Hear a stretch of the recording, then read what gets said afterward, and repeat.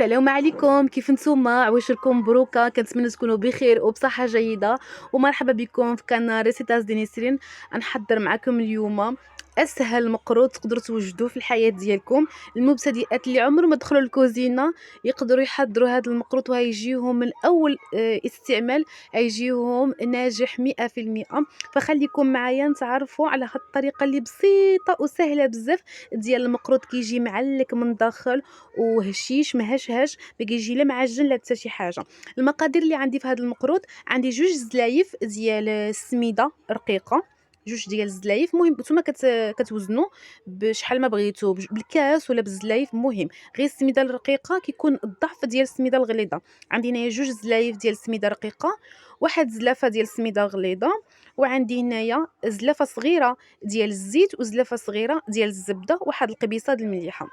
الزبده بطبيعه الحال اللي ذوبتها. ف كنشبر واحد البول وكنوضع فيه السيمولينا ديالنا، وكنعمل الزبده اللي ذوبتها والزيت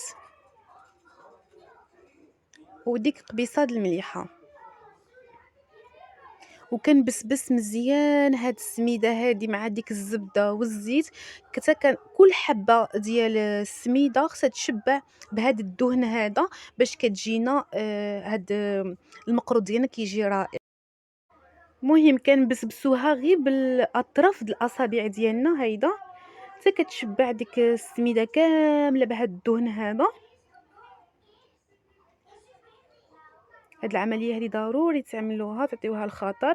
صافي تا ديك السميده كامله يعني حتى كتحسوا بان السميده كامله ديالكم يعني تشبعت بديك الزبيده والزيت. كنشبر السلوفان وكنغطيها، وضروري تخليوها ليله كامله وهي كتشبع بهذا الدهن هذا.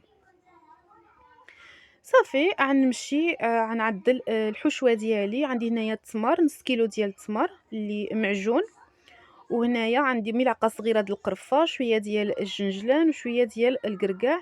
ما وضعتش الزبده لان هاد التمر هذا عندي ميدم، واللي عنده تمر ناشف يعمل ملعقه كبيره ديال الزبده. واللي صافي يعني كاينه بعض التمور اللي كيجيو بحال اللي فيهم الزيت ولا كيجيو ميدمين شويه، فلا داعي بان احنا نعملوا لهم الزبده. شفتوا كيفاش كيتعجن بكل سهوله، ما ضفتلوش لا ما زهر لا والو، لانه هو اصلا هاد التمر هذا نوعيه جيده، فلا داعي تعملوا هذا. ولا كان عندكم تمر يعني تمر حبه مبخر، فكتعملوا له ملعقه ديال الزبده. المهم تعجن ديك التمر ديالي كامل، غنوضع واحد الطبيصل وغنعمل كويرات يكونوا هذه واحد الملاحظه ضروري تركزوا فيها. كويرات تعملوهم صغارين بزاف، يعني ستيتوين تعملوهم شي كبارين، لان ملي غنعملوا المقروض ديالنا نعدلوه ولا عملنا البوله كتكون كبيره، فمي غنجيو نقليوه هيطرطقوا لنا. فمن الاحسن تعملوا بوليطاس يكونوا ستيتوين. حتى كان نعدلوا هاد البوليطاس كاملين. يعني قبل نعطيكم ملاحظه، قبل ما تعدلوا المقروض ديالكم وجدوا التمر، عجينه التمر هي الاولى، عاد كنعدلوا هاد المقروض هذا لان دغيا كيبس. خصنا يكون عندنا كلشي موجد، يعني المقله توجدوها، الزيت توجدوا كلشي، يعني تحطوهم في الاخر في الورنيه ديالكم. عاد كتعملوا هاد المرحله هذه اللي كان شنو عندي هنايا. عندي زلافه د الماء الزهر وزلافه د الماء. كبيت زلافه د الماء الزهر نخلط هيدا غير بحال اللي قلت لكم، غير بالصبيعات ديال يدي كنخلط. دابا غنكب الماء كنخلط هيدا، كنجمع غير بالصبعين. الا عجنا هتجينا العجينه من داخل هتجينا مدقصه وما هتجيش مرمله. ديك المقروط ما كيجيش مرمل وحبيبه تبع اختها وما كيتشبعش بالعسل. فغير هاد المرحله هذه غير كتجمعوا جمعوا جمعوا جمعوا وصافي. يعني هاد المرحله ما تاخذ لكمش يعني ثواني، خليوها شويه خفيفه. ديميا ترى ما انا غنغسل يدي غنجي هي كتشرب دغيا. فكنعملوا بوليطاس، ممكن تعملوا قطيب طويل وتقطعوه، ولا ممكن تعملوا الرشيمات اللي بغيتو. يعني هذا كيبقى الاختيار ديالكم نتوما، كتعملوا اللي بغيتو. حتى كنكملوا كنعملوا البولات كاملين باش كتسهل علينا هاد الخدمه هذه باش ما كيقصحوش. كنعملوا كويرات كاملين وكنبقاو نرشموهم، ولا تعملوا قطيب ديالكم طويل وتقطعوهم.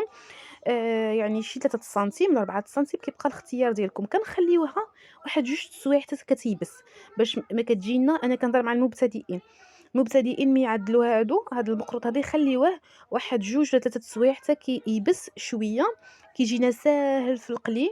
فانايا حضرت العسل، وجدت العسل ديالي هنايا. غنشبر المقله، غنعمل تقريبا واحد لتر د الزيت في المقله، باش لان خصنا هاد المقروط ما يبشش، يتشبع بالزيت. وكنقليو الزيت ما تكونش سخونه بزاف وما تكونش بارده، يعني موين، لان اللي كانت سخونه بزاف دغيا هيتحمروا من برا وهيبقاو من داخل خضار. ولا عملنا البوطه عاوتاني بارده، الزيت هيشرب ديك الزيت كامل، هيشرب ويجيو مطخطخين بالزيت. المهم تقلاو في بوطه متوسطه، غير كنهزهم من الزيت، كنوضعهم في العسل.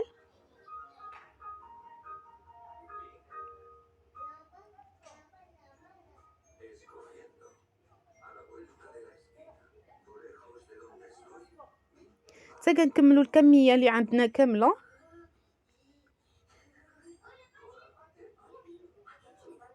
صافي انا خليت في هاد الزليفه هاد المقروط هذا خليته واحد تقريبا واحد 2 سوايع. خليوه البنات 2 3 سوايع حتى كيشرب العسل مزيان، وكيجي من داخل معلك ومعسل من داخل، يعني كيجي مزيون الا خليتوه. يعني ماشي بحال الشباكيه ولا البريوات غير كنقليوهم كنهزوهم. المقروط كيبغي باش كيجي ما كيجيش ناشف، لان كنعرفوا السميده كتنشف.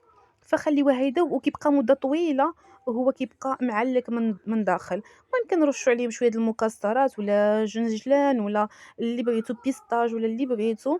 هذه هي النتيجه. زعما بصراحه جا كيحمق من داخل معلك ومزيون وساهل، بحال اللي قلت لكم في الاول. يعني وصفه ساهله وبسيطه وماشي مكلفه، وكيجي المذاق يا سلام. فكنتمنى هاد الشهيوه هذه اللي قدمت لكم اليوم تنال الاعجاب ديالكم وتجربوها ان شاء الله بالصحه والراحه. والسلام عليكم.